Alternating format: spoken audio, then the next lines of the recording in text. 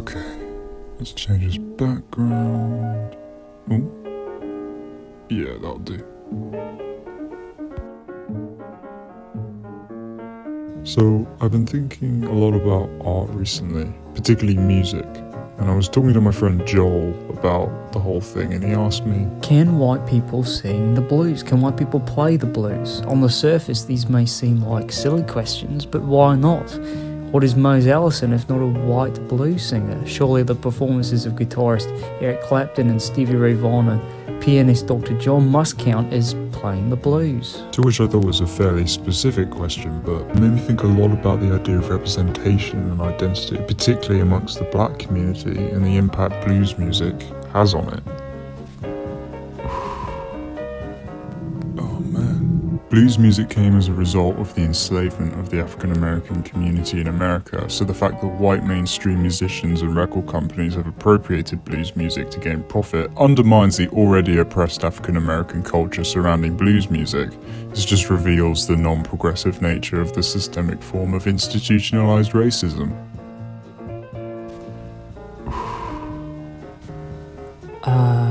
Sorry, what? Yeah, I kinda don't get it myself.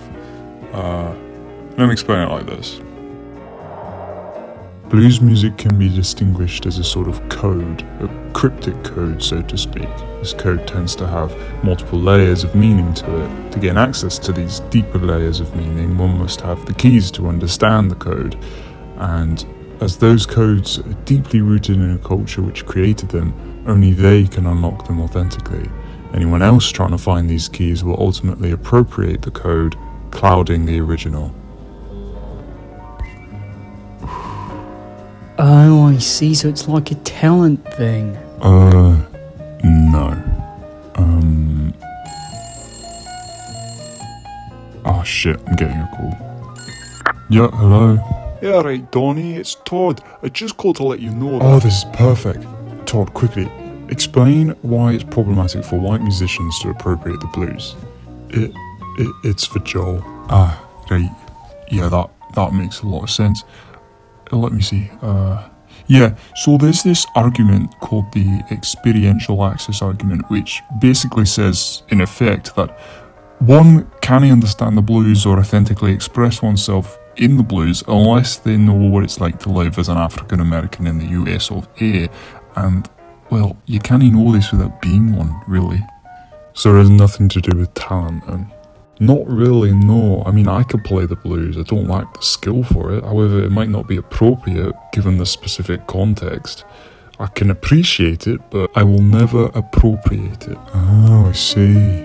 Cool, well, that's all I needed. Thanks, bye. Wait, what about that thing? Hello?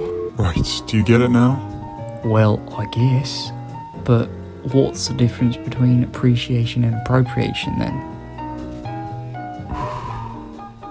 Oh, you hurt my head. Okay. So, appreciation is when someone seeks to understand and learn about another culture in an effort to broaden their perspectives and connect with others cross-culturally, or cross-cosmically in our case. Appropriation is simply taking one aspect of a culture that is not their own and using it for their own interests. So, in a way, those artists who appropriate seem to pretend to know what the culture's like, but they can never understand and never will. The blues represents the African Americans' way of expression stemming from their enslavement and has translated throughout the centuries till today. Through the development of the blues, jazz, rap, soul, funk, rock and roll, all these celebrated genres of music wouldn't have been possible without that culture. And taking it for profit undermines the origins of the culture. I see, especially if taken by the white mainstream. Yeah, that's right. I mean, blues can't just be taken and played because it sounds cool. We can't imagine the suffering African Americans went through, and trying to translate that into the mainstream just doesn't work. You can appreciate it, but you can't appropriate it. Well, I think I understand now. That makes a lot of sense. Great, thank God. Okay, right, well, I gotta go. See you, I guess.